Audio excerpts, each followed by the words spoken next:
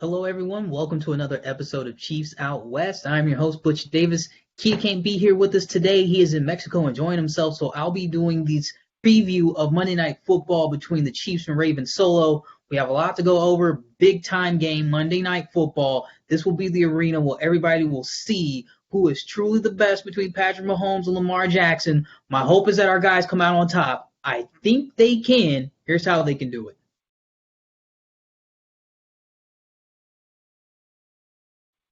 All right, first let's start off with the Chiefs offense against the Ravens defense. This is going to be a fantastic matchup. Past couple of matchups has gone back and forth. Wink Martindale, the defensive coordinator for the Baltimore Ravens, is as good as it gets in this league. We got him last year at Arrowhead. Patrick Mahomes was able to go off, light him up on the scoreboard for 30 plus. The year before that, 2018, we all know what happened. Went into overtime, dramatic game, one of the lower point totals of Patrick Mahomes' career with our offense. They really know what they're doing. They're back. They're stacked with another group of young, talented players. Here's how we need to attack them if we're looking to go and get that win. First key. I have a few keys here for us. This first key. You have to be able to beat man coverage. What do the Ravens like to do? What are they known for? They're known for blitzing pressure. They're known for bringing more than four at a time. And as a result, on the back end, they're not sitting back in deep zones, really playing two over the top a lot. They're trusting their guys in man coverage, and they have the guys to do it. One of them, my personal favorite, Marcus Peters, MP24. Look, I'm at the point now where I'm saying Patrick Mahomes might want to look to another side of the field if he's trying to beat the blitz and force the ball in somewhere, on his hot route. That's not going to be a side that he wants to choose. Marcus Peters has shown himself time and time again, especially last year in his all-pro season, that he is able to peel off of routes, understand route combinations, and not just bat them down, but catch the ball. And when he catches the ball, he gets up and he's looking to get to the paint. We've seen it before in Kansas City when we drafted him. Saw it in Los Angeles. We unfortunately lost to him there in 2018 and in that epic showdown out in Los Angeles. And he's shown it again here in Baltimore. This is just who he is. That might be a portion we want to stay away from. But everyone else, that means Anthony Avery, that means Marlon Humphrey, even though he's one of the better corners in the league, Tavon Young's not going to be playing in this game. God bless him. Hope he's doing well. Hope he gets right. Jimmy Smith, when Jimmy Smith is on the field, those are the types of guys that if they're in one-on-one coverage against our speed, you have to test them. You have to test them early. Speaking about young speed, second key to this game, Mecole Hardman. He has to be a threat. We don't know what Sammy Watkins' status is for this game. Of course, last week, taking a very questionable hit to the head after he was already down and coming up a little concussed. It looks like a neck injury. He's a limited participant in practice today. My hope is that he goes into practice tomorrow and is a full participant going into the week. If not, though, if they do need to decrease his snaps, Mecole Hardman's going to get the majority of them, or at least I hope he does. He's going to get some of those reps between him and DeMarcus Robinson. And when Mecole is on the field, he has to use his speed to beat that man coverage. He has to be that threat down the field. Last year, they were able to dial him up, sort of scheme him up into one of those seam routes. Pat let it go for about 55 yards in a touchdown, run after catch. That's good and all, but we need to make him a focal point in many different ways. Motioning him into a short motion close to the line of scrimmage, having him run the deep over, having him run double moves, having him run quick outs, having him be the hot receiver on a couple of these cover zero blitzes that Baltimore may show. Once he burns them once or twice, they'll start to have to chew on the fact that it's more than just Tyreek Hill's speed that'll have the ability to beat him. It'll be Mecole and Tyreek's at the same time, a unique combination unlike any in the league, and I think they'll be able to do it in this game. But he has to make his presence felt if we're going to be able to get some points on offense. Third point on offense, all right? We have to have answers for their questions. Much like, what do I mean by that? When I say answers for their questions, it's more about just beating the blitz. Most teams talk about beating the blitz. It's how do you plan on beating the blitz? Number 48, their first-round draft pick, Baltimore's Patrick Queen.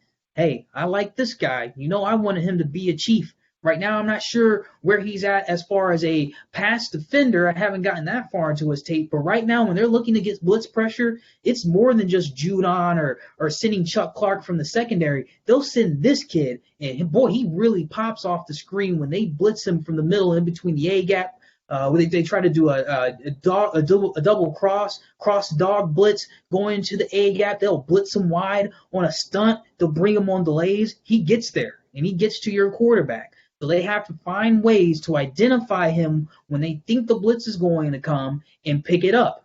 One way to identify him, mess with the snap count. Patrick Mahomes is going to be doing that consistently. It won't be loud enough in there for him to not be able to use his snap count to some effectiveness the way he did last year. So have answers to that, the blitz specifically from 48, and have answers to the cover zero specifically as well. When they bring zero pressure, you have to dot them a couple of times over the top. You may lose some, but you need to win more than you lose. All right, last key on offense. All right, hey, you got to be aggressive. This is it. Monday Night Football, everybody's going to be looking to the Chiefs. Can they get him again? This is the year where Baltimore finally turns the tables on Kansas City and puts them in their clinch. Is Baltimore the new Kansas City of the league? Are they going to be the ones that take over the rest of the regular season and finally push into the postseason and get those wins to go to the Super Bowl? This is going to have implications for that. And, this is only the third week of the season. This is also going to have implications for the rest of the playoff season going into the year. I have no doubts about that. So this is as much a mental thing, an attitude thing, as it is an X's and O's thing. Andy Reid needs to have that in the back of his mind that when we get to fourth and short, we might as well just have a couple plays dialed up when we get from third to fourth because we're going for it. And when we get to fourth down, we can't be afraid to throw them over the top, to bomb them deep if we need to. End zone. That's the type of attitude we need to have. Foot on the pedal, extend drives more than just getting conversion on fourth down. Extend the drives so that we can get into the end zone and also to keep the ball away from Lamar Jackson and their offense, which happens to take us to the next point.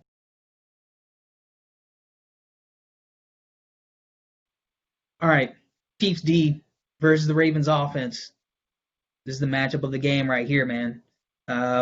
Lamar Jackson in this offense, I'll just say it. It's not a matter of if, it's a matter of when. Because these last two games, their 2 wins, they've been no contest. I mean, they've gone out there, they've really executed at a level to where it almost looks like at times they're not really trying, and they're dropping 30 on teams, 30 plus on teams. Mind you that the 2 defenses they play, they're not great. They're not barn burners rather. Houston, they had their issues. I tell you, they played a lot better in that game than they did against Kansas City. They tackled a whole heck of a lot better, and it still didn't matter because Baltimore's offense is now at a level between the run and the pass to where they can just kind of toy with defenses, which leads me to my next several points. The first, for Kansas City, this is an attitude thing as well on defense. You have to make it up. The defense has to make it on the plane with them. What do I mean by that? Night before the game, whenever you take off, you're on that long flight to get there. You're not going to be sleeping in your own bed. You're not going to have the same hype as you probably would have had walking into Arrowhead, but you need to make that your home. Your defense, that attitude, that relentless championship swagger that T5 talks about them having, that has to make it on the plane with them before they get to Baltimore. You think about that, you get that mentality in practice. You get that mentality before you even step on the field. It's, hey, I know I might be a little bit of jet lag. No. There is no jet lag. You get that out of your mind. You have it in your mind. You're going to turn the bank in Arrowhead east, and they need to bring that for 4 quarters. All right, next point. Your money has to perform. What do I mean by that? The money is guys like Chris Jones, guys like Tyrann Mathieu, Frank Clark. Frank Clark's got to be healthy all 4 quarters, man. I don't know what's going on with him. I'm praying for the brother. He has to be there all 4 quarters. These are the guys that have been paid for a reason, and we need them. Those are going to be the names called when the game is tight late in the 4th quarter and we need a play. Those names have to be the ones that are called. It's going to be Tyrann Mathieu on Mark Andrews, who's going to have to get a PBU. It's going to be Chris Jones, who is going to have to beat an interior offensive lineman, beat DJ Fluker with one of those arm overs, and get to the quarterback, get to Lamar Jackson, and flush him out of the pocket. If they can perform, then we have a chance on defense. If those guys don't perform, can't really rely on the other guys for 4 quarters to be able to make those splash plays, and that would be difficult. All right, the next key. On defense, you'll have to test their empty protections. Okay, Baltimore has shown that they're willing to be multiple in their formations. They want to spread you out a little bit more now. They have guys like Devin Duvernay, James Prochet. They can put those guys out there with Snead. Another year with Hollywood Brown, who looks fantastic this year. To have multiple tight ends they can use. They'll spread you out if and when they need to. The thing is, when I went back through their tape, especially in the Cleveland game and even sometimes in the Houston game, I'm still not 100% certain that their ability to pass protect is where it needs to be, whether it be Lamar calling out the mic and being able to slide protection, or the protection calls once they get to the line of scrimmage. Are they zoning? Are they manning? Are they being able to protect the middle of their offensive line in the ways that are necessary to be able to run plays like that? And Steve Spagnuolo, he's got to be willing to roll the dice. We already seen it. He likes to mix up his blitz packages. He's now in that position where he can mix up the looks enough and send enough pressure to get just about any quarterback off their spot. You're going to have to do it here. I know Lamar could probably break that and take off, scramble for another 30 to 40 yards, but you have to pull the trigger. You have to take big swings to beat teams like this. All right, next point. The red zone and the midfield plays. You go back and watch your tape specifically against teams like Cleveland. Once they got Cleveland in the red zone, they had a concept that they love to run down there. They'll go in the pistol formation, give you the play action, they'll run mesh out of it. And that mesh, man beater. So when you're a team like Kansas City that likes to challenge at the line of scrimmage, those routes have to be passed off with specific attention paid to number 89, Mark Andrews. That might have to be one where you fake the pass off, the safety rotates down, takes Nick Boyle as he goes short, and you can play cone coverage on Mark Andrews, play him in and out, double team him. So that concept's going to be ran in the red zone. You can't let that beat you. You have to drill that in practice defense all week long to make sure that route doesn't beat you. It will be a similar concept when they're at midfield and they want to take a shot play, turn, play action, fake. And it's usually going to 15 on something like a double move, a sail route. He may run a dino, a deep post, something like that. So those two portions, the midfield, the red zone, look for those concepts, snuff them out, and be able to control them. If you can't control those two, you're going to be giving up touchdowns. All right, lastly, on defense, quite simple. From last week, I'm sickened by it, the tackling. I talked about this in the post game for the Chargers game. Talk about it here. Tackling has to get better. Because if all Lamar Jackson has to do is turn, and if he's in even a little bit of trouble, dump it off to J.K. Dobbins or Mark Ingram, and they can break 2 tackles and go and get 15 yards in the first down, torture. It's going to be absolute torture. There won't be enough offense that you can run to bring you back from that if you don't get enough hatch to the ball and bring these guys to the ground after 5 yards. Houston did it well. I give kudos to Houston, Anthony Weaver. His crew did a better job in week 2 than they did in week 1 of tackling. I think the Chiefs can do the same. I think they will do the same. But that means you, Juan Thornhill. It means you and Damian Wilson. Okay, Anthony Hitchens. It was miserable last week. Can't be miserable this week. I think they can turn around. It's the one thing that you can turn around in an instant from week to week, and they have to do it on this one. All right. Bold predictions, man. Look, wild things might need to happen for the Chiefs to win this game. I'm aware of that. We're on the road. It's a team that's hungry. They're probably going to be the most talented team that we've played since San Francisco in the Super Bowl.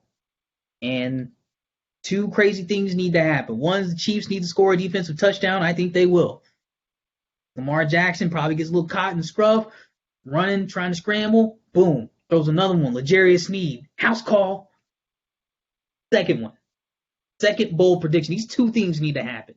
Defensive touchdown, and we need to get a special teams turnover.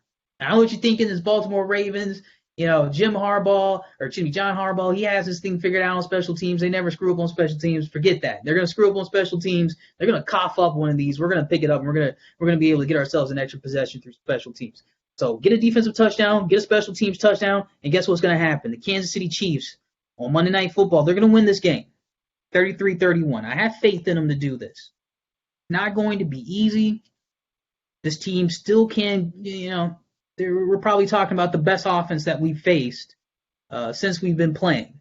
I say they're right up there with that Rams team from 2018. But there's enough of what we do well that I think matches up with what Baltimore doesn't do well. If we can get a couple of stops, like I mentioned, test that offensive line, we'll be able to walk out there with a win and keep the September winning streak going. All right. Hit me up in the comment section, man. Drop a like, subscribe, hit the notification bell, hit me up in the comment section. Let me know if I am on point with this. Let me know if I am not on point with this and the reasons why. Okay, guys, I have a very special interview back into this one. We have a very special guest coming on. His name is Chris Schisler. Man, you got to check this one out. We were able to bring him over from ebonybird.com. He's a great contributing writer, great expert there. He's going to give us some words about what he thinks is going to happen between the Ravens and the Chiefs. Check this out. Hello, everyone. Welcome back to another episode of Chiefs Out West. I'm your host, Butch Davis. Kia couldn't be with us here today, so we have a special guest on with us to preview Monday Night Football, Chiefs versus Ravens. We have contributing writer to ebonybird.com, Chris Schisler. Chris, thank you for joining us. Hi, what's up? I'm actually the site expert at ebonybird.com, but hey, I'll take it. Plug that all day. Hey, I can't hate on you for that. We don't have any experts over on the Arrowhead Addict side, but we have it for Ebony Bird, and we got them on today for you, our viewers. I got you. I'm pumped up, ready for some football. This game has been circled on the calendar for so long. I mean, the superstars on both sides of this game is ridiculous. I don't think there's a game in the league with more talent. Yeah, I think anyone who doesn't have this circled as the game of the week is out of their minds. It's kind of messed up. We have to wait until Monday because I want this to happen Sunday so I can just get it over with. But yeah, I'm just excited for it. All sorts of fireworks, all sorts of storylines. But first, we're going to start off with the question about the offseason. Okay, 2020 offseason plus draft grade for Eric DeCosta and why? Well, I have to give it an A. The biggest worry coming into the season was the wide receivers, and so far Marquise Brown is taking that next step. Everyone's been productive. Miles Boykin is looking more comfortable in the offense. Willie Snead and Devin Duvernay are catching the ball when thrown to him. You know, it's nothing flashy at wide receiver, but it's not the panic button worry. And then the other worry was pass rush. Well, we picked up our defensive line with Calais Campbell and Derek Wolfe. And the trade for Calais Campbell, a fifth-round pick, unbelievable. We got Calais Campbell for a fifth-round pick. What is the rest of the NFL doing? It's our world. They're just living in it. When we do stuff like that, it's just like, DeCosta, you're good. Calais Campbell actually had 3 tipped passes in the season opener against the Browns, already showing out. In the draft, I mean, the rookie class right now has been absolutely fantastic. I can't believe how much impact we're making from the rookie class. Patrick Queen is having the fastest start at a linebacker position that I've seen with the Ravens. And yes, that's including Ray Lewis back in the day. Now, I'm not comparing him to Ray Lewis, not putting that expectation on him, but to be this good, this quick, it's kind of unheard of. J.K. Dobbins looks good. Tyree Phillips, who we drafted in the 3rd round, is starting at right guard right now. Devin Duvernay is a kickoff returner. James Prochet's returning punts. And you look at this rookie class, I have no complaints with the draft. And free agency, yeah, we didn't do a ton, but trading for Calais Campbell, getting Derek Wolfe, I mean, this was a team that was basically built already. We returned the same team that won 12 straight games last year with key improvements. So I give it an A. I think if you gave me a little more wide receiver and pass rush, I'd give it an A+. But you know what? Eric DeCosta is human. There's only so much he could do. And with what he had to work with, unbelievable. Eric DeCosta is killing it right now. Yeah, almost. It's almost unfair, right? Why always Baltimore? Calais Campbell for 5th? What was Jacksonville doing? I can't believe that still to this day. Great find for him. We got Marcus Peters last year for a 5th-round pick and Kenny Young. Kenny Young was a linebacker. I don't even know why the Rams wanted him. I don't know. I don't get it. Is he still on the roster for them anymore? I haven't heard of him since. I mean, he might be, but, he was a guy who had one big preseason hit on Gardner Minshew, and everyone's like, oh my God, I look at Kenny Young, and you know what? He's done nothing. So Eric DeCosta fleeced him. I knew Eric DeCosta was going to be fine when he got I think a 5th-round pick for Jermaine Illuminor, one of the worst offensive linemen ever, and he traded him to the Patriots. Bill Belichick is used to doing the fleecing. He fleeced Belichick, and I said, you know what? This guy's going to be absolutely fine. I can't do anything but agree on that one. Yeah, I would have given an A as well. I think I did in one of my other off-season videos. So yeah, absolutely right. Let's transition to of course Lamar Jackson, last year's MVP. The progression, I think, doesn't get enough shine as it should with Lamar because we kind of expect these things from an MVP. But can you spell it out for us exactly why, or how are you knowing that Lamar is progressing from last year where he was all world to this year? How is he getting better? All right, so the season opener, the Browns are like, you're not running the ball against us. It's not happening. They said, no. They basically did what the Titans did. They did what, every team who's had any success against Baltimore has tried to do. And Lamar's like, fine, I'm going to pick you apart like a surgeon. And he put on a Peyton Manning-like show. I'm sorry, he did. The ball placement was perfect. He hit Andrews on a pass where I'm just like, you have to put that ball to get that first down in only that spot alone. And that's the stuff that he wasn't doing last year, even when he led the league in touchdown passes. And my favorite play of the whole season opener, and there was great plays the last 2 weeks, but my favorite play of the season so far, Willie Snead beat his man in man coverage. The safety's over the top. If Jackson doesn't thread the needle, boom, boom, right where he needs it, I mean, Snead's getting hit or that ball's getting picked. And he got a guy, beat his guy, man coverage, put it right in the breadbasket, easy touchdown. That's an easy touchdown for an advanced quarterback. It's not an easy touchdown for Lamar Jackson in his rookie season. It's not an easy touchdown for Lamar when he was a little off last year. Jackson has become a completely different passer than he was in any point of his career. And the fact that we can take away the run, you can put pressure on him, and it doesn't seem to matter. It doesn't seem to faze him. The Houston Texans had no answer for him. They sacked him 4 times, and they still got their butts kicked. Jackson's unbelievable, and his comfort taking over as a passer, which he was comfortable doing last year, but to a new level with better ball placement and more passes to the outside. That's the big thing. I mean, this isn't a quarterback who just wants to throw to tight ends and dink and dunk. This is a guy taking shots down the field, understanding what's there, and just doing it. This guy is putting on a surgical-like performance. And after the Browns game, I was like, that is Peyton Manning level stuff. I mean, he's doing advanced stuff that he wasn't doing before. And he was amazing last year. So the whole league's in trouble. Because if this is how much he improves every year, by his 10th year, he's going to be doing things that nobody could dream of. He's already doing that. It's gross. And he's the hardest worker in the building, and it shows. And we got a lot of hard workers, a good team chemistry. That's one of the reasons this team's exciting. By the way, if you can hear my dog, she's going crazy. But yeah, I'm totally excited about Lamar Jackson. Yeah, Bill Polian, eat your heart out. Yep, you're absolutely right. Glad this guy didn't transition to any other position other than quarterback, because, I mean, talk about the doors that are going to be opened beyond this for other quarterbacks who probably wouldn't have gotten that change. I think you're absolutely on point there. To the defensive side, of course, Earl Thomas kind of unceremoniously not with the team anymore.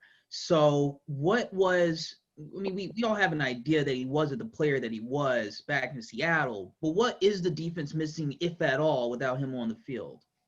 All right, so what the Ravens are missing with Earl Thomas is a true free safety. They don't really have that right now. Deshaun Elliott, he's kind of a free safety, but he's more of a strong safety hybrid.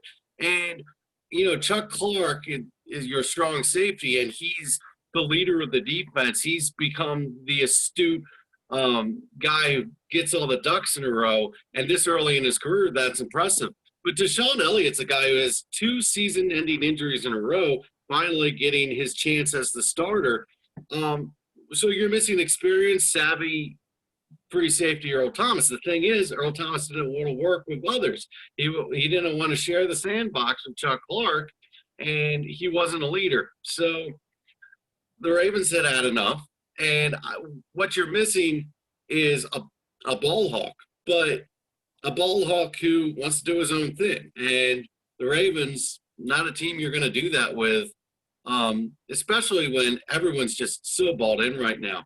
So you're missing a little bit at free safety, but Elliott's done a good job, and Jimmy Smith is playing a bit of a hybrid nickel free safety, wherever you want to put him up, corner position right now.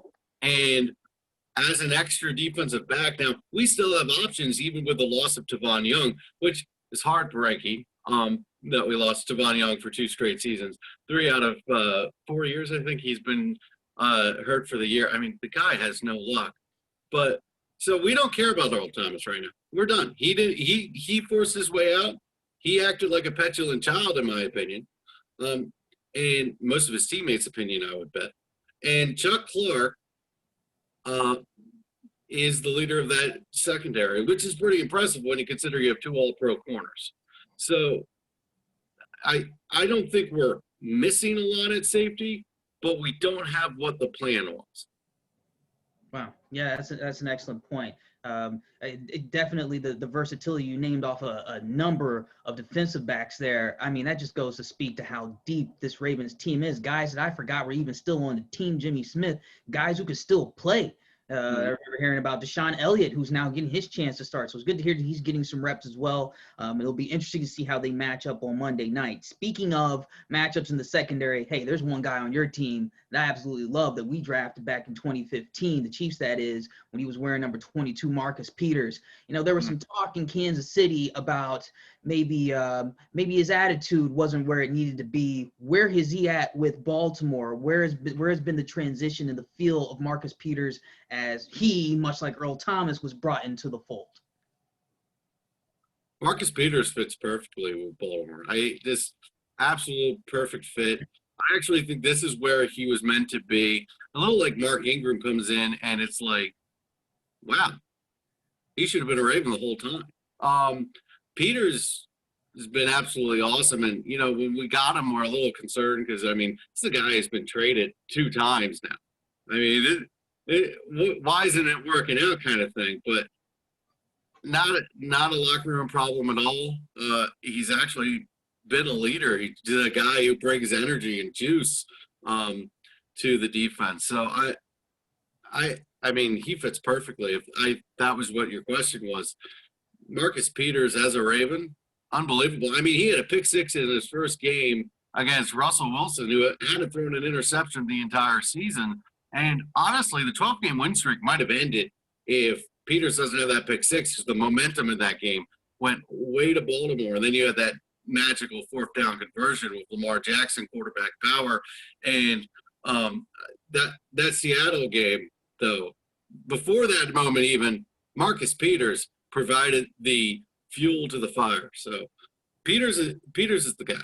He's the guy. Now, Marlon Humphrey's the best corner in football. Marcus Peters is a top 5 corner as well. And there's no corner better at getting quarterbacks baited into interceptions than Marcus Peters. I just wanted you to wax poetically on him, man. I love to hear that. Yeah, I'm at the point now where the thing with Peters is he baits quarterbacks like a safety. If he's playing man coverage, he'll act like he's playing zone. Let the receiver do a little thing. He'll jump right in front of the pass because he knows where it's going. It's just unbelievable. The games he plays with quarterbacks is something that I've only seen as a safety. So when he gets old, I guarantee you they're going to move him to safety at some point. Now, like when he's like 35 or whatever, and people are like, "Oh, he's done. Oh, I'll play one more year at safety, whatever." The guy has instincts unbelievable, unknown to mankind. It's just, the guy's awesome. And Marlon Humphrey is the best corner in football, and to be the second best corner, Marcus Peters, that just shows you how good your corner situation is. This is ridiculous how much talent we have. And Peters gives you the option to have a guy play inside at the nickel position. So can Jimmy Smith. So you can really do anything with three corners in Humphrey, Peters, and Smith that can play man coverage, that can lock down the receiver and say, goodbye.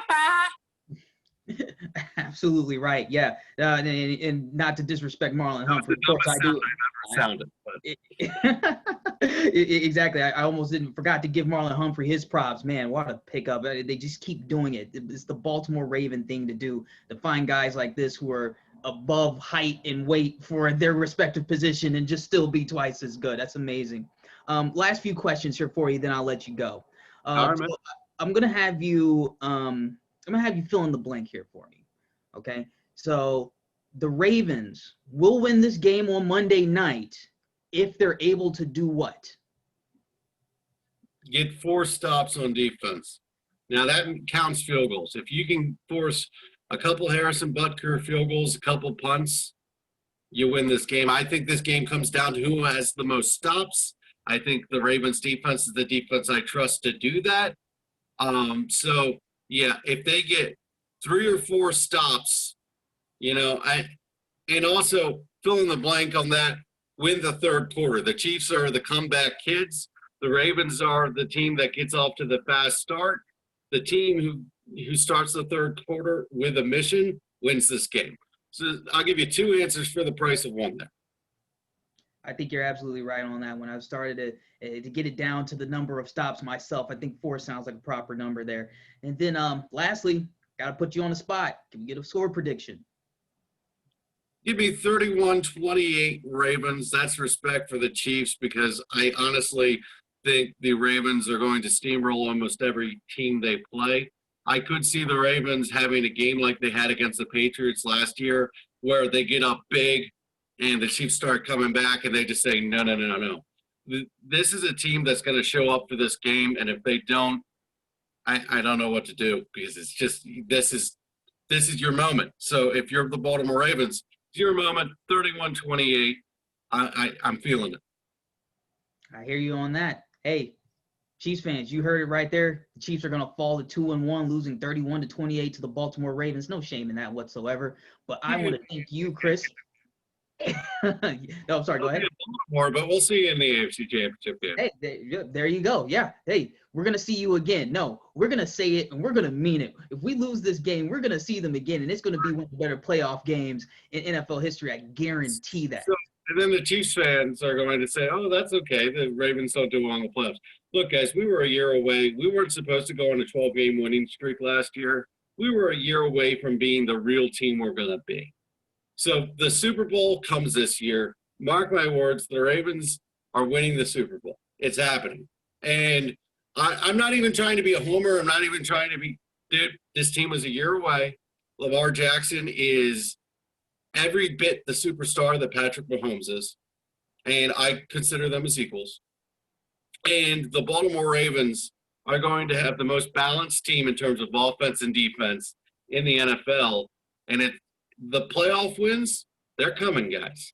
They're coming. So if you think, oh, cool, we're going to get you in the playoffs, nah, don't get too excited. Every time anyone's ever bet against Lamar Jackson, they've been wrong. That trend will continue. Man, you got to love it. Look, the confidence is real, but it is also warranted at the same time. This is as good as a team as we'll face all season. The Chiefs are the best team in the NFL, not named the Ravens. And honestly, they're about equals. This is a game that could go either way. And in the playoffs, it's the same thing. But there's just magic brewing in Baltimore. You got your magic. The stars aligned. All right? And you know what? We might have this conversation every year. Which team's going to get the stars aligned? Because Andy Reid's not going anywhere. The Patrick Mahomes isn't going anywhere. The Chiefs are amazing. I'm not trying to – so when you hear this, don't go, oh, well, God, this guy is a homer. He doesn't think the Chiefs have a shot. No. The Chiefs are special. I just don't think people outside of Baltimore understand the Ravens are special, and they were a year away from being the true masterpiece that they should be. All right. Well, that was Chris Schisler, expert at ebonybird.com. Go check out his and the rest of that website's work. They do amazing stuff. Chris, again, thank you for joining us, brother. Thank you so much for having me.